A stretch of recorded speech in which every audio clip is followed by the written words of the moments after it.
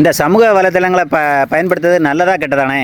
தம்பி, சமூக வலைதளத்துல நல்லது இருக்கு, கெட்டது இருக்கு. ஏன்னு நம்ம ஊர்லயே பாத்தீங்கன்னா ஒரு பையனுக்கு வந்து மூக்கல ஒரு அறுவை சிகிச்சை பண்ணாங்க.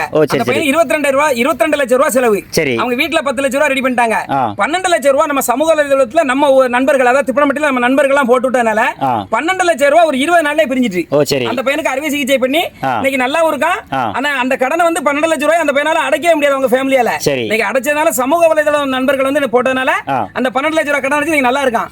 அதே மாதிரி பாத்தீங்கன்னா இப்ப கூட சமீபத்துல நம்ம 10 நாளுக்கு முன்ன ஒரு சமூக வலைதளத்துல ஒரு வீடியோ போட்டோம். ஊர்ல ஒரு பொண்ணுக்கு குறுக்குல ஒரு ஆபரேஷன்.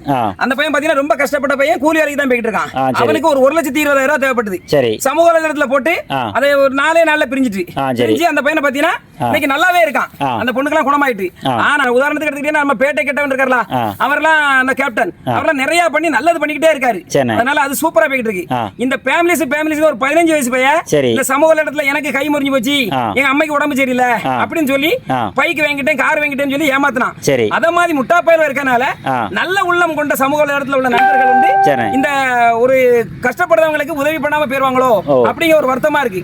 அதனால கரெக்டா பயன்படுத்துங்க. பணத்தை கொடுக்கிறதுக்கு நல்ல உள்ளங்கள் நிறைய பேர் இருக்காங்க.